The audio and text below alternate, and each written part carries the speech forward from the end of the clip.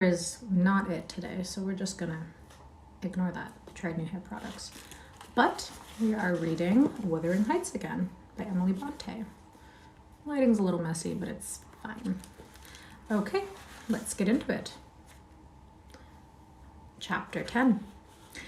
A charming introduction to a hermit's life. 4 weeks' torture, tossing in sickness. Oh, these bleak winds and bitter northern skies, and impassable roads, and dilatory country surgeons. Oh, and the starth of the human physiognomy, and, worse than all, the terrible imitation of Kenneth that I need not expect to be out of doors till spring. Okay. Mr. Heathcliff had just honoured me with a call. About 7 days ago, he sent me a brace of grouse, the last of the season. Scoundrel. He is not altogether guiltless in this illness of mine, and that I had a great mind to tell him. But alas, how could I offend a man who was charitable enough to sit at my bedside a good hour and talk on some other subject than pills and draughts, blisters and leeches? This is quite an easy interval. I am too weak to read, yet I feel as if I could enjoy something interesting. Why not have up Mrs. Dean to finish her tale? I can recollect its chief incidents as far as she had gone. Yes, I remember her hero had run off and never been heard of for 3 years, and the heroine was married. I'll ring. She'll be delighted to find me capable of talking cheerfully. Mrs. Dean came. It wants 20 minutes, sir, to taking the medicine, she commenced. Away with it, I replied. I desire to have. The doctor said you must drop the powders. With all my heart, don't interrupt me. Come and take your seat here.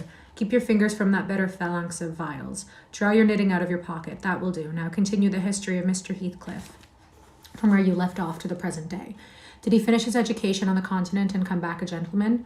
Or did he get a sizar's place at college, or escape to America and earn honors by drawing blood from his foster country, or make a fortune more promptly on the English highways?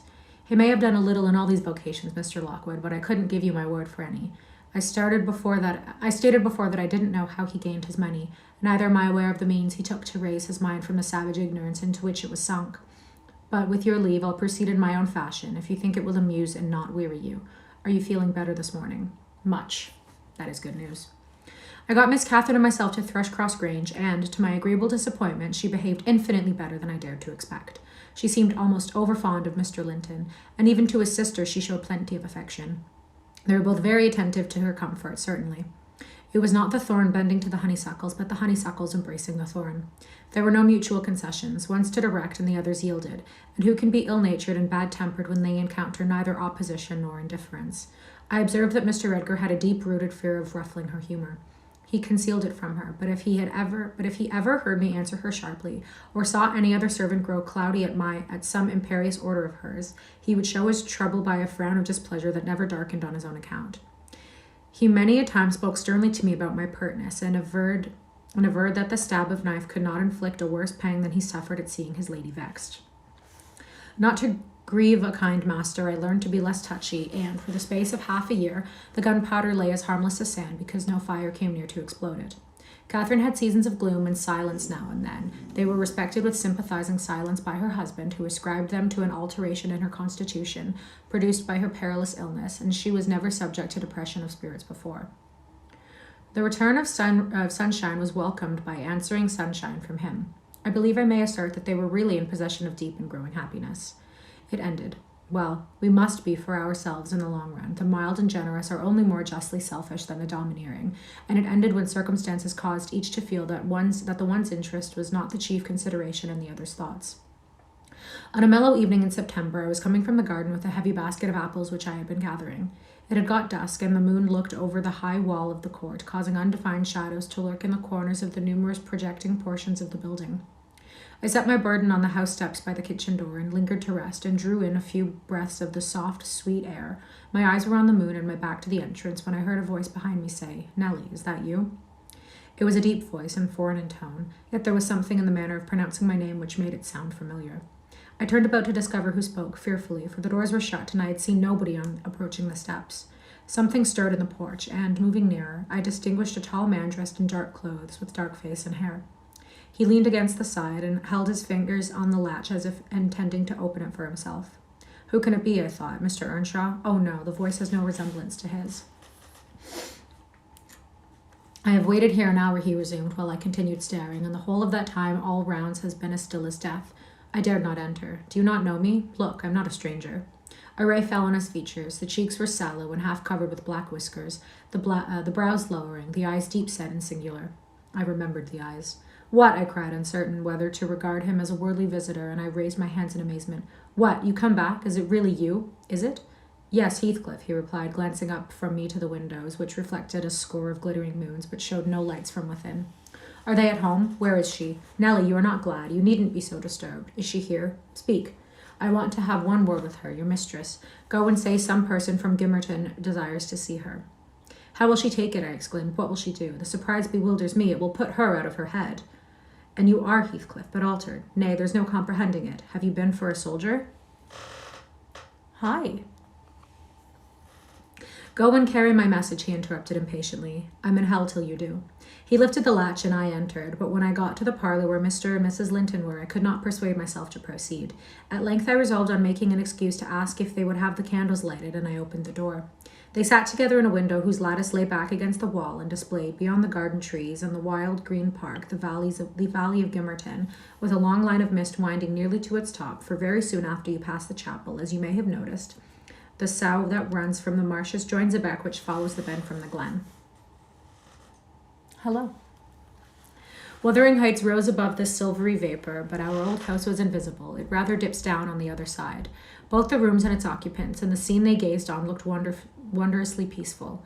I shrank reluctantly from performing my errand, and was actually going away, leaving it unsaid, after having put my question about the candles, when a sense of my folly compelled me to return and mutter, "A person from Gimmerton wishes to see you, ma'am." "What does he want?" asked Mrs. Linton. I did not question him, I answered. "Well, close the curtains, Nellie," she said, "and bring up tea. I'll be back again directly."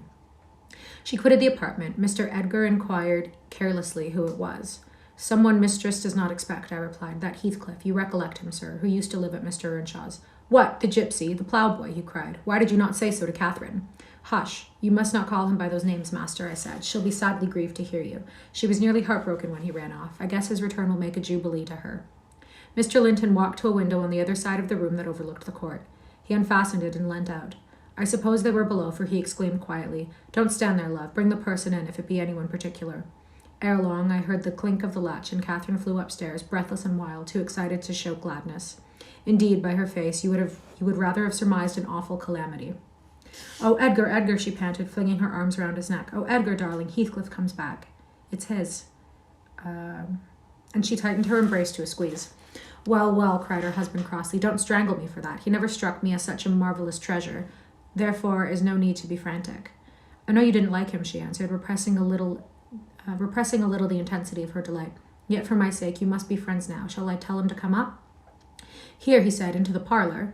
"Where else?" she asked. He looked vexed and suggested the kitchen as a more suitable place for him. Mrs. Linton eyed him with a droll expression, half angry, half laughing at his fastidiousness.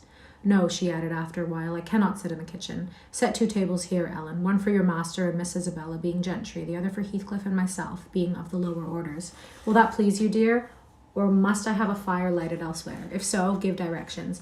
I'll run down and secure my guest. I'm afraid the joy is too great to be real." She was about to dart off again, but Edgar arrested her. "You bid him step up," he said, addressing me, "and Catherine, try to be glad without being absurd. The whole household need not witness the sight of your welcoming a runaway servant and brother. As a brother." I descended and found Heathcliff waiting under the porch, evidently anticipating an invitation to enter. He followed my guidance without waste of words, and I ushered him into the presence of the master and mistress, whose flushed cheeks betrayed signs of warm talking. But the ladies glowed with another feeling when her friend appeared at the door. She sprang forward, took both his hands, and led him to Linton, and then she seized Linton's reluctant fingers and crushed them into his. Now, fully revealed by the fire and candlelight, I was amazed more than ever to behold the transformation of Heathcliff. He had grown a tall, athletic, well-formed man, beside whom my master seemed quite slender and youth-like. His upright carriage suggested the idea of his having been in the army. His countenance was much older in expression and decision of feature than Mr. Linton's. It looked intelligent and retained no marks of former degradation. A half-civilized ferocity lurked yet in the depressed brows and eyes full of black fire, but it was subdued, and his master was even dignified, quite divested of roughness, though stern for grace. My master's surprise equaled or exceeded mine. He remained for a minute at a loss how to address the ploughboy, as he had called him. Heathcliff dropped his slight hand and stood looking at him coolly till he chose to speak. "Sit down, sir," he said at length. "Mrs. Linton, recalling old times, would have me give you a cordial reception, and, of course, I am gratified when anything occurs to please her." And I also, answered Heathcliff, especially if it be anything in which I have a part. I shall stay an hour or two willingly. He took a seat opposite Catherine, who kept her gaze fixed on him as if she feared he would vanish were she to remove it. He did not raise his to hers often. A quick glance now and then sufficed, but it flashed back, each time more confidently, the undistinguished delight he drank from hers.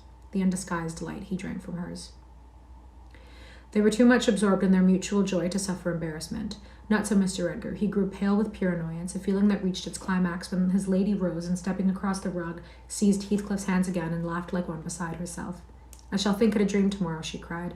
I shall not be able to believe that I have seen and touched and spoken to you once more. And yet, cruel Heathcliff, you don't deserve this welcome. To be absent and silent for 3 years and never think of me. A little more than you have thought of me, he murmured. I heard of your marriage, Cathy, not long since, and while waiting in the yard below, I meditated this plan, just to have one glimpse of your face, a stare of surprise perhaps, and pretended pleasure, afterward settle my score with Hindley, and then prevent the law by doing execution on myself. Your welcome has put these ideas out of my mind, but beware of meeting me with another aspect next time. Nay, you'll not drive me off again. You were really sorry for me, were you? Well, there was cause. I fought through a bitter life since I last heard your voice, and you must forgive me, for I struggled only for you. Oh. There's a dog in my backyard, and my dog is here, so I don't want to wake him up, because then it'll just be crazy. I've never seen this dog before, though. Catherine, unless we are to have cold tea, please come to the table, interrupted Linton, striving to preserve his ordinary tone and a due measure of politeness. Mr. Heathcliff will have a long walk wherever he may lodge tonight, and I am thirsty. She took her post before the urn, and Miss Isabella came, summoned by the bell. Then, having handed their chairs forward, I left the room. The meal hardly endured 10 minutes. Catherine's cup was never filled. She could neither eat nor drink. Edgar had made a slop in his saucer and scarcely swallowed a mouthful. Their guest did not protract his stay that evening above an hour longer. I asked, as he departed, if he went to Gimmerton. No, to Wuthering Heights, he answered. Mr. Earnshaw invited me when I called this morning. Mr. Earnshaw invited him, and he called on Mr. Earnshaw. I pondered the sentence painfully after he was gone. Is he turning out a bit of a hypocrite and coming into the country to work mischief under a cloak? I mused. I had a presentiment in the bottom of my heart that he had better have remained away. About the middle of the night, I was wakened from my first nap by Mrs. Linton gliding into my chamber, taking a seat on my bedside, and pulling me by the hair to rouse me. I cannot rest, Ellen, she said by way of apology, and I want some living creature to keep me company in my happiness. Edgar is sulky because I'm glad of a thing that does not interest him. He refuses to open his mouth except to utter pettish, silly sentences, and he affirmed I was cruel and selfish for wishing to talk when he was so sick and sleepy. He always contrives to be sick at the least cross. I gave a few sentences of commendation to Heathcliff, and he, either for a headache or a pang of envy, began to cry, so I got up and left him. What use is it praising Heathcliff to him, I answered. As lads they had an aversion to each other, and Heathcliff would hate just as much to hear him praised. It's human nature. Let Mr. Linton alone about him, unless you would like an open quarrel between them. But does it not show great weakness? Pursued she. I'm not envious. I never feel hurt at the brightness of Isabella's yellow hair and the whiteness of her skin, at her dainty elegance and the fondness all the family exhibit for her. Even you, Nellie, if we have a dispute sometimes, you back Isabella at once, and I yield like a foolish mother. I call her a darling and flatter her into a good temper. It pleases her brother to see us cordial, and that pleases me. But they are very much alike. They are spoiled children, and fancy the world was made for their accommodation. And though I humor both, I think a smart chastisement might improve them at the same time. Might improve them all the same. You're mistaken, Mrs. Linton, said I. They humor you. I know what there would be to do if they did not. You can well afford to indulge their passing whims as long as their business is to anticipate all your desires. You may, however, fall out at last over something of equal consequence to both sides, and then those you term weak are very capable of being as obstinate to you. And then we shall fight to the death, shan't we, Nellie? She returned, laughing. No, I tell you, I have such faith in Linton's love that I believe I might kill him, and he wouldn't wish to retaliate. I advised her to value him the more for his affection. My light is down a little bit, so I'm just... Oh, wrong way.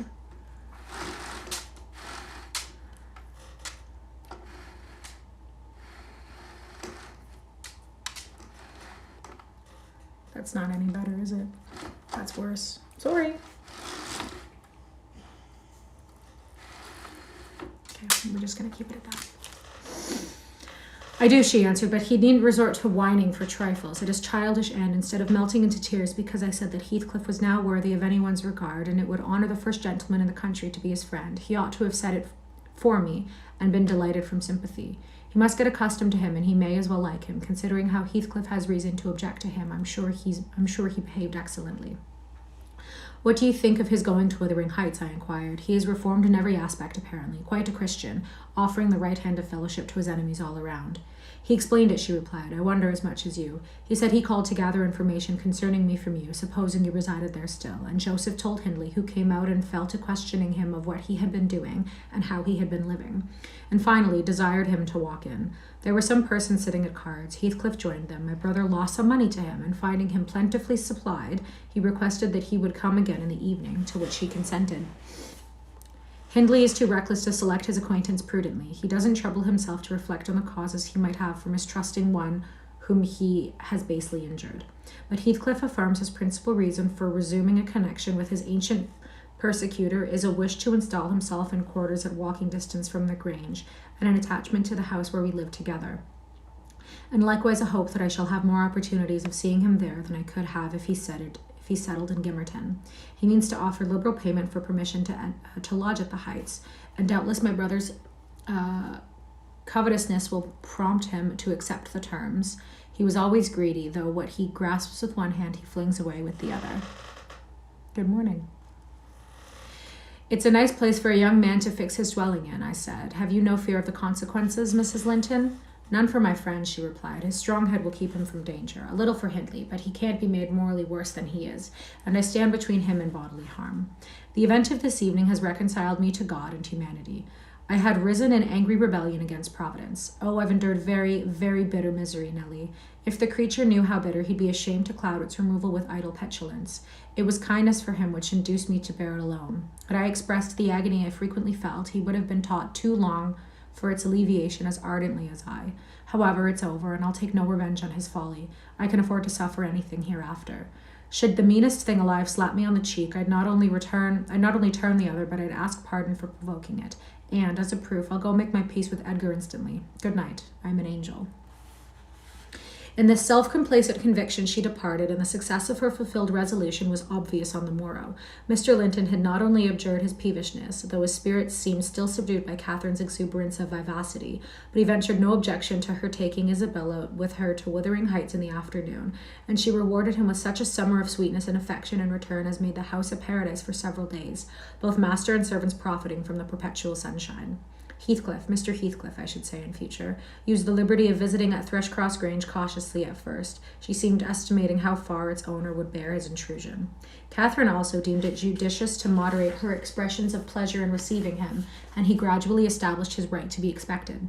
He retained a great deal of the reserve for which his boyhood was remarkable, and that served to repress all startling demonstrations of feeling. My master's uneasiness experienced a lull, and further circumstances diverted it into another channel for a space. His new source of trouble sprang from the not anticipated misfortune of Isabella Linton evincing a sudden and irresistible attraction towards the tolerated guest. She was at that time a charming young lady of 18, infantile in manners, though possessed of keen wit, keen feelings, and a keen temper too, if irritated. Her brother, who loved her tenderly, was appalled at this fantastic preference. Leaving aside the degradation of an alliance with a nameless man, and the possible fact that his property, in default of heirs male, might pass into such a one's power, he had sense to comprehend Heathcliff's disposition, to know that, though his exterior was altered, his mind was unchangeable and unchanged, and he dreaded that mind. It revolted him. He shrank forebodingly from the idea of committing Isabella to its keeping. He would have recoiled still more if he had been aware that her attachment rose unsolicited and was bestowed where it awakened no reciprocation of sentiment, for the minute he discovered its existence he laid the blame on Heathcliff's deliberate designing. We had all remarked during some time that Miss Linton fretted and pined over something. She grew cross and wearisome, snapping at and teasing Catherine continually at the imminent risk of exhausting her limited patience. We excused her to a certain extent on the plea of ill health. She was dwindling and fading before our eyes. But one day, when she had been particularly wayward, rejecting her breakfast, complaining that the servants did not do what she told them, that the mistress would allow her to be nothing in the house, and Edgar neglected her, that she had caught a cold with the doors being left open, and we let the parlor fire go out on purpose to vex her, with 100 yet more frivolous accusations, Mrs. Linton peremptorily insisted that she should go to bed, and, having scolded her heartily, threatened to send for the doctor. Mention of Kenneth caused her to exclaim instantly that her health was perfect, and it was only Catherine's harshness which made her unhappy. I have to adjust, my back hurts. Oh, goodness. Okay. How can you say that I am harsh, you naughty fondling? Cried the mistress, amazed at the unreasonable assertion. You are surely losing your reason. When have I been harsh? Tell me. Yesterday, sobbed Isabella. And now? Yesterday, said her sister-in-law. On what occasion?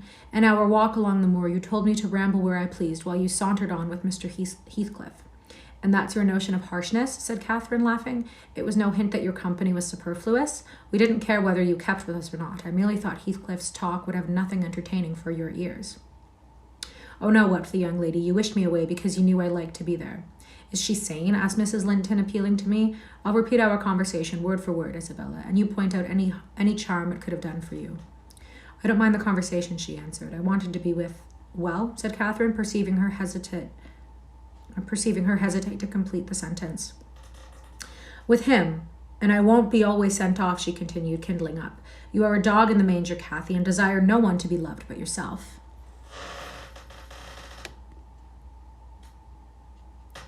Thank you. What are you reading? I'm just going to keep going and then you let me know.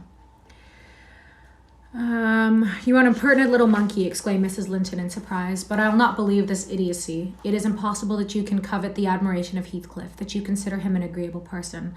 I hope I have misunderstood you, Isabella. No, you have not, said the infatuated girl. I love him more than ever you loved Edgar, and he might love me if you would let him. I wouldn't be you for a kingdom then, Catherine declared emphatically, and she seemed to speak sincerely. Nellie, help me to convince her of her madness. Tell her what Heathcliff is, an unreclaimed creature, without refinement, without cultivation, an arid wilderness of firs and whinstone. I'd as soon put that little canary into the park on a winter's day as recommend you to bestow your heart to him. It is deplorable ignorance of his character, child, and nothing else, which makes that dream enter your head. Pray don't imagine that he conceals depths of benevolence and affection beneath a stern exterior. He's not a rough diamond, a pearl-containing oyster of a rustic. He's a fierce, pitiless, wolfish man. I never say to him, let this or that enemy alone, because it would be ungenerous or cruel to harm them. I say, let them alone, because I should hate them to be wronged. And he'd crush you like a sparrow's egg, Isabella, if he found you a troublesome charge. I know he couldn't love a Linton, and yet he'd be quite capable of marrying your fortune and expectations. Avarice is growing with him a befitting sin. There's my picture, and I'm his friend, so much so that there's my picture, and I'm his friend, so much so that had he seriously thought to catch you, I should, perhaps, have held my tongue and let you fall into his trap. Miss Linton regarded her sister-in-law with indignation. For shame, she repeated angrily. You are worse than 20 foes, you poisonous fiend. Ah, you won't believe me then, said Catherine. You think I speak from wicked selfishness. I'm certain you do, retorted Isabella, and I shudder at you. Good, cried the other. Try for yourself, if that be your spirit. I have done, and yield the argument to your saucy insolence. The subtle art of not giving a fuck. I have seen that. book. I think my mom has that book. And I must suffer for her egotism, she sobbed as Mrs. Linton left the room. All is against me. She has blighted my single consolation. But she uttered falsehoods, didn't she? Mr. Heathcliff is not a fiend. He has an honourable soul and a true one, or how can he remember her? Banish him from your thoughts, miss, I said. He's a bird of bad omen, no mate for you. Mrs. Linton spoke strongly, and yet I cannot contradict her. She's better acquainted with his heart than I, or anyone besides, and she never would represent him as worse than he is. Honest people don't hide their deeds. How has he been living? How has he got rich? Why is he staying at Wuthering Heights, the house of a man whom he abhors? They say Mr. Earnshaw's worse and worse since he came. They sit up all night together continually, and Hindley has been borrowing money on his land and does nothing but play and drink. I heard only a week ago. It was Joseph who told me. I met him at Gimmerton. Nellie, he said, we have a crowner's question now at our folks. One of 'em's a'most getting his finger cut off with holding the other fro stick and hissing like a cough. That's master, you know. That's so up a going to the grand sizes. He's none feared of the bench of judges, northern Paul, nor Peter, nor John, nor Matthew, nor none on him, not he. He fair legs. He langs to set his brazen face against him. And you bonny lad Heathcliff, you mind. He's a rare one. He can grin a laugh as well as anybody's at a right devil's gist. Does he never say naught of his fine living among us when he goes to the Grange? That is the way on it. Up at sundown, dice, brandy, cloistered shutters, and a candlelight till next day at noon. Then the fool gangs banging and raving to his chamber, making decent folks dig their fingers in their lugs for a very shame, and the knave, why he can caint his brass and ate and sleep, and off to his neighbour to gossip with the wife. Course, he tells Dame Catherine how her father's gold runs into his pocket, and her father's son gallops down the broad road while he flees forward to open the pikes. I really wish people wouldn't write like that.